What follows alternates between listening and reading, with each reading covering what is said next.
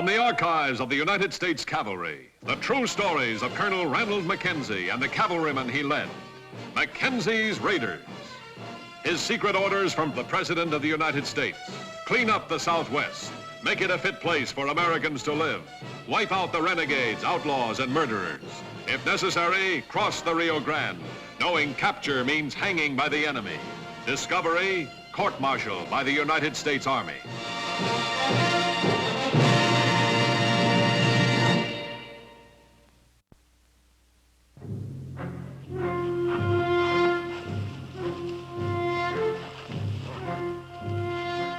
The month of April, 1872, near the Rio Grande, West Texas. The same old story repeating itself, frustrating, maddening Ranald Mackenzie and his 4th Cavalry. For although Mackenzie had established sacred treaties with most of the Indian leaders, still small, unauthorized bands of marauders all too frequently darted into the United States, terrorizing American settlers, burning, stealing, then darted back across the river into Mexico, safe from the American military.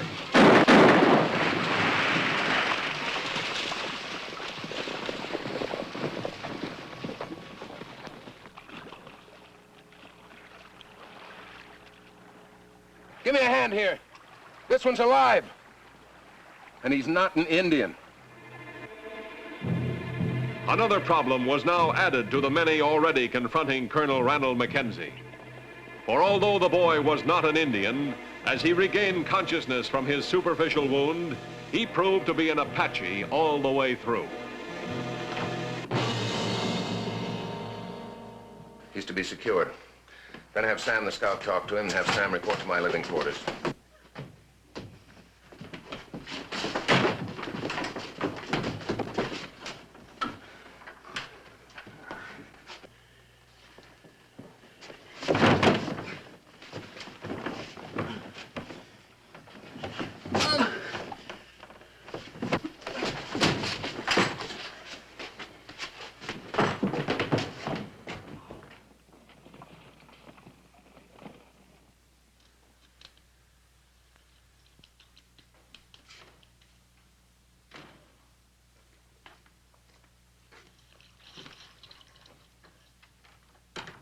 Finally got him locked up. How's his wound? Not much. Not as bad as McCullough's. What happened to McCullough? Our Indian bit a chunk out of his hand. He's a regular rattlesnake. He's an Apache. He's no more Indian than you are, Colonel. Yeah? Maybe not. He's still an Apache. Has he talked yet? When he's not biting people, all he'll say is his name is War Knife. He's the son of Chief Burning Grass, Colonel. Burning Grass? But I've got a treaty with Chief Burning Grass. A treaty of friendship. The old man wouldn't break it. That wasn't the old man, Colonel. That was his adopted son. Probably got a few young bucks together just for devilment and to prove that they're grown-up men now. Now what have I got myself into? What do I do? Hang the chief's son? That'll certainly help to pacify the area. Or maybe I force him onto a reservation where he can weave baskets. How old would you say that kid is? 14, maybe? I know who he is, Colonel. Before you were stationed at Fort Clark, there was an Apache raid on the Benton place. Killed the Bentons and 2 hands. Stole a year-old baby. How long ago was that? 13 years ago. I see. So, it would appear that our Apache might possibly be a Benton. Appears to add up like it. Benton's brother Abner came out from the east last year and took over the place. He and Mrs. Benton could be this kid's aunt and uncle. But that kid's an Apache. He's been raised an Apache's son, and he's proud of it. How are we going to persuade him now that he's a Benton? And how are the Bentons going to persuade him that he's just a farm boy? Be quite a scandal in the territory if you were to treat him like an Injun. Flesh and blood, you know.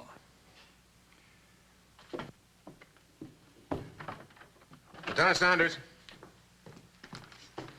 Yes, sir. Please take a detail to the Benton place. Present my compliments to Mr. and Mrs. Benton. Tell them I'd consider it a favor if they'd come to my office as soon as they can. Yes, sir. Sometimes I wonder why you fellows take up soldiering. Just seems you can never win. What's in your mind, Colonel? I was just thinking about Chief Burning Grass. Right at this moment down there below the Rio Grande. He's lost a son. I wonder what he's going to do about it. If I know the Apaches, tomorrow he'll be moving. Tonight he'll be praying.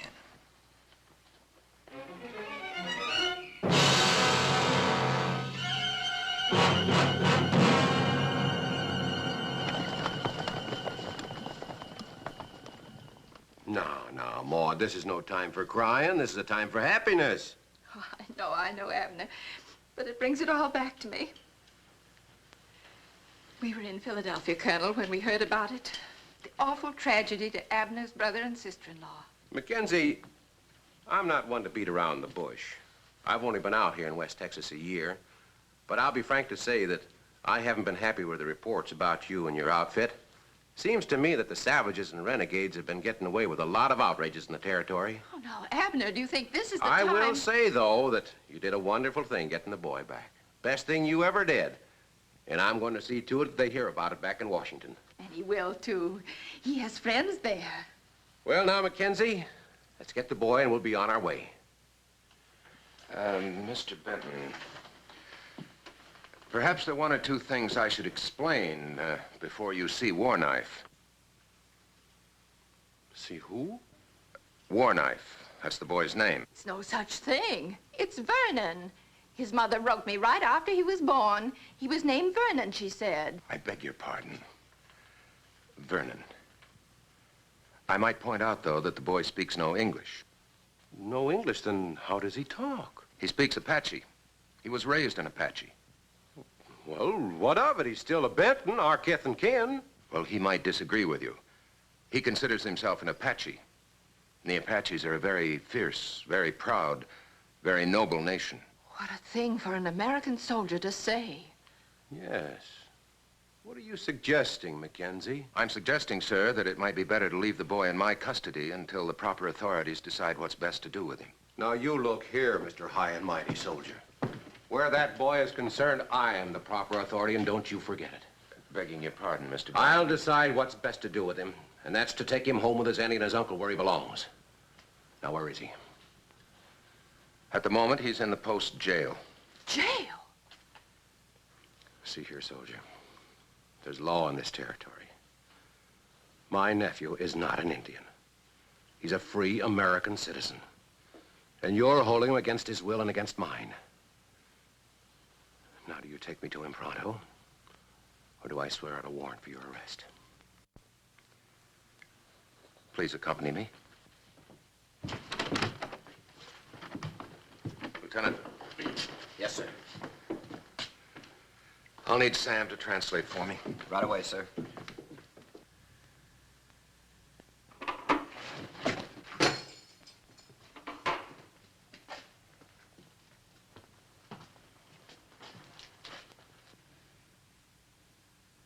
Oh, Abner, what have they done to Vernon?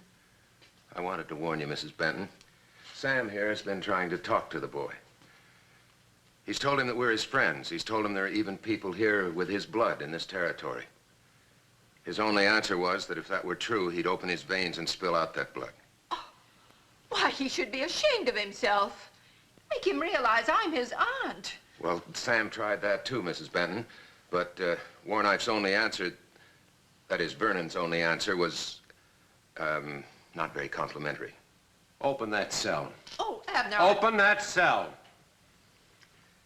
Trooper?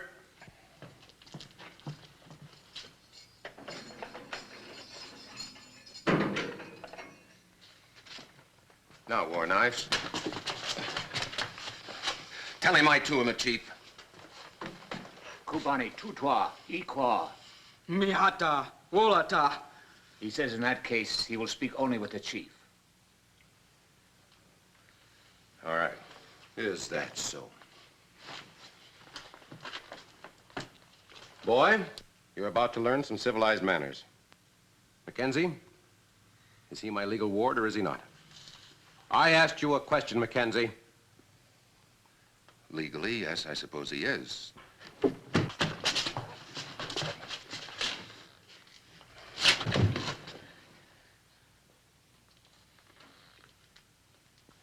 I'm sorry, boy. I've got to teach you not to talk to your auntie that way. I've got to teach you to have some respect for your elders.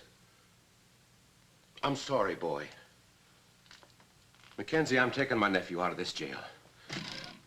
Now, I'm expecting you to give me some help to get him safely to my ranch. Trooper, have the sergeant call out a detail. Tell him to escort Mr. and Mrs. Benton and their nephew to the Benton Ranch. Remain there until further orders. Good evening to you, sir.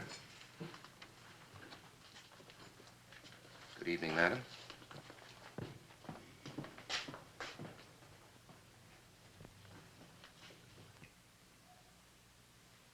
Your move, Colonel. Oh, sorry. Guess I'm not very interested in chess tonight. How'd I get myself into this, Sam? Better I should have left that kid to drown in the river. You couldn't have done that, Colonel. War knife, a farm boy. Not for long. No, not for long. By tomorrow, the whole Apache nation will know about this. Old Chief Burning Grass will be up here to get his son back, one way or the other. I can't keep a detail on that Benton place forever, but the minute I draw those troopers off, there'll be another massacre. The minute I... Sam. Sam. Chief Burning Grass, do you know where to find him?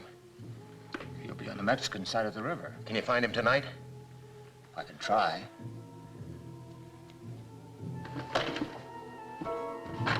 Lieutenant Sanders. What you got in mind? Tell you in a minute. Yes, sir. Lieutenant, please order out a patrol immediately. 60 men. See that 4 of my raiders are sprinkled among them. We'll leave in 10 minutes and we'll ride till dawn. Yes, sir. Now, when the raiders are separated from the main body of troops, it'll be for the purpose of riding south. Pay no attention to any other orders I may give. The raiders will ride south. Yes, sir. And see that each raider carries either a bandana or a neckerchief. Yes, sir. Is that all, sir? No.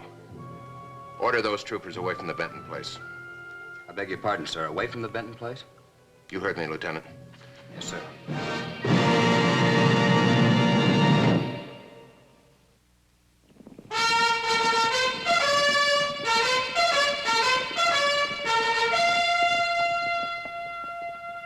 Dawn, April 29th, 1872. With a desperate plan in mind, Mackenzie's need for secrecy was absolute. To avoid court-martial, even the majority of his own officers and men must be deceived as to his mission and methods.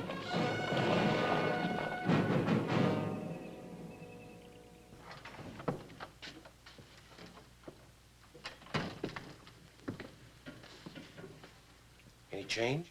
I haven't dared go in. He hasn't made a sound. The soldiers left during the night. There's not a one of them out there. Ready for your breakfast? Dish up for the boy first.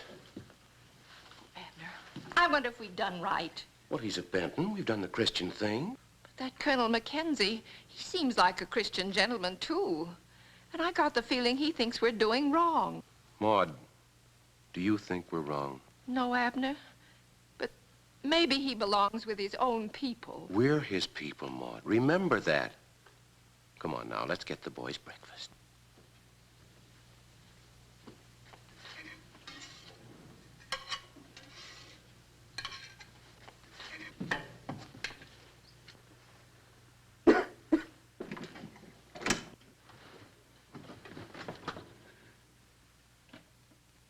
Boy, there you are.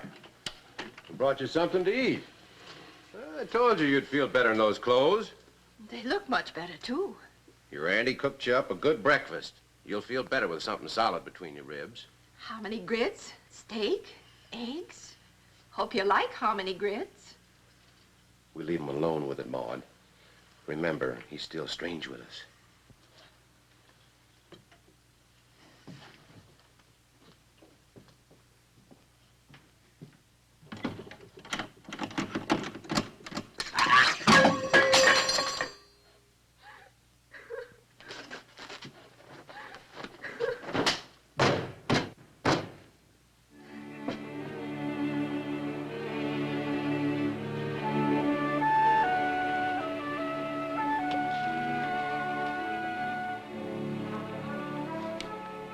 Like most soldiers charged with subduing the Apaches in 1872, Ranald Mackenzie constantly found himself torn between duty and his respect for a worthy foe. Now, in a dilemma caused mainly by his own vigilance, Mackenzie was forced to take desperate measures to extricate himself.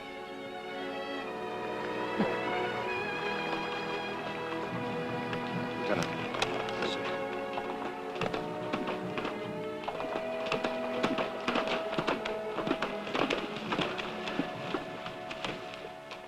He's waiting. Get my horse. Like I said, I don't know why you fellers take up soldiering. If I'm not back in an hour, return to the fort. Yes, sir.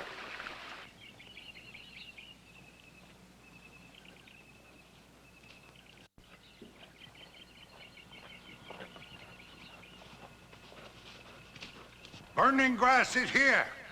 Mackenzie will come no closer. Mackenzie is content. You have brought much sorrow to my people.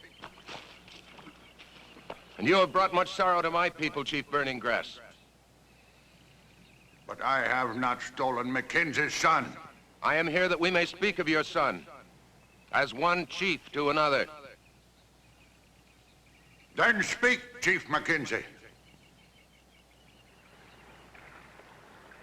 I never feel right about letting the old man go off alone like that. You have a son, Lieutenant? Yeah. Yeah, he's back in Kansas City with his mama. You love him? What kind of a question is that? Don't forget old Burning Grass loves his son just like you love yours. And he'll do just about anything to get him back. It is right that the father, not strangers, should chide the son. As always, Chief Burning Grass speaks words of great wisdom. Very well, Chief Mackenzie. I agree to what you propose. My people will leave what you require there where you stand. And I have the word of Burning Grass as a mighty chief that his warriors will not ride until Mackenzie returns. My word is given. Chief Burning Grass will not regret this. Chief Burning Grass hopes that when next we meet, it shall be as friends again. That is what Chief Mackenzie and his people desire.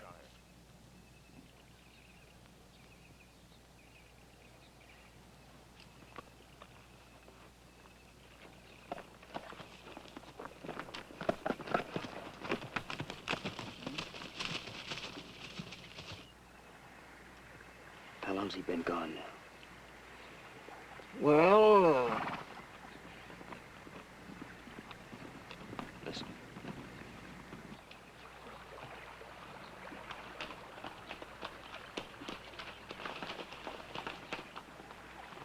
Mount up. Bring my horse.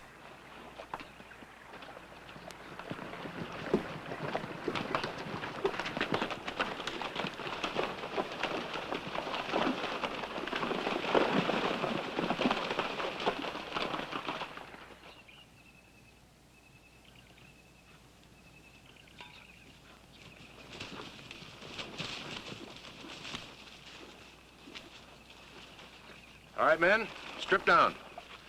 Put on those clothes. For the rest of the day, we're going to be Apaches.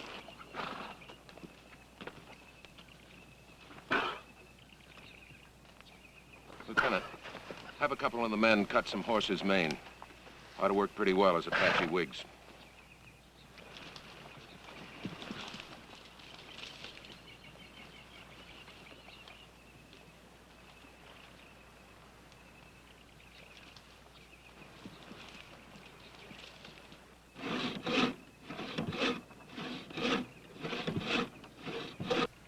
Better wash up, Abner. Time for lunch. In a minute, Maud. I think it's going to rain.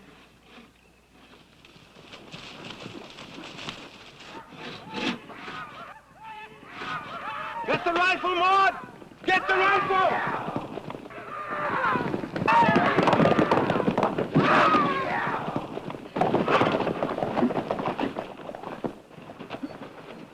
Abner, are you all right?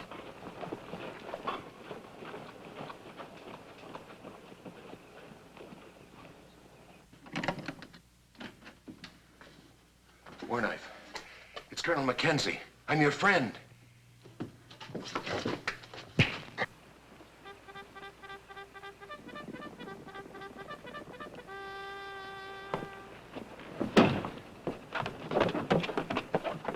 an unscheduled patrol, sir. Your own troopers. Now you have got a scandal. They gotta catch me first.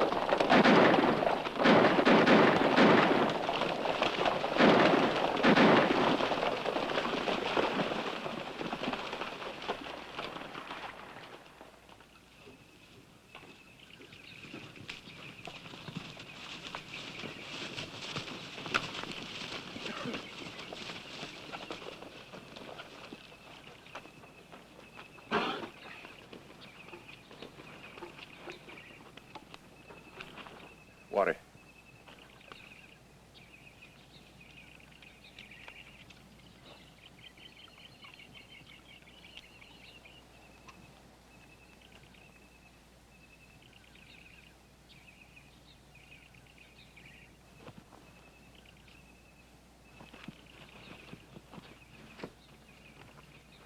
Tell him he's home.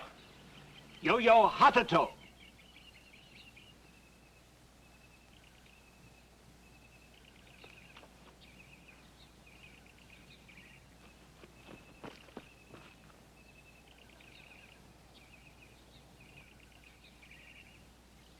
Tubani pa, Tuhoto, Achila. He says he'll speak well of you to his father, Chief Burning Grass. Tell him he is too kind. Wulatita, Buragi.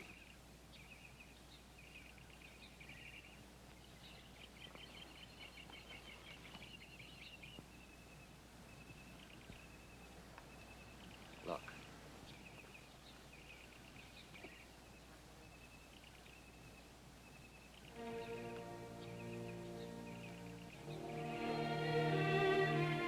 All right, Sam. Take a look back up at the river, see if those bluebellies have left yet. We've got to get back to Fort Clark.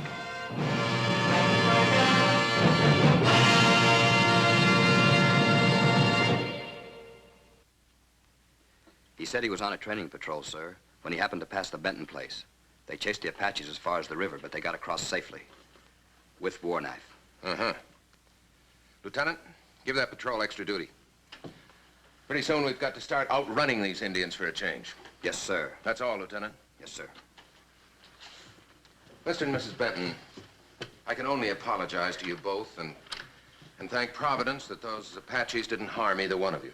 I just can't understand it. Also, sir, I won't blame you for any charges you wish to prefer against me. Just a minute, Colonel. I know you feel that you should go and get the boy back. Well, don't. Don't?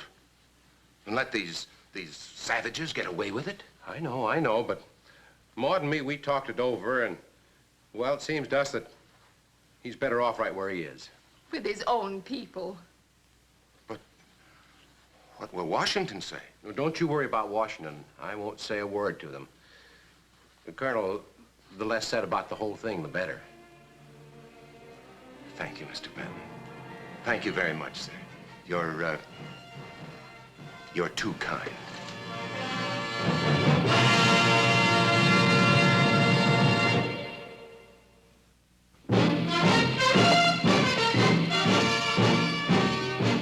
Mackenzie's raiders rode again and again, carrying out the secret orders of the President of the United States. Do whatever necessary to clean up the Southwest. Make it a decent place for people to live. Ride with Mackenzie's raiders as they relive the blazing pages of history in the making.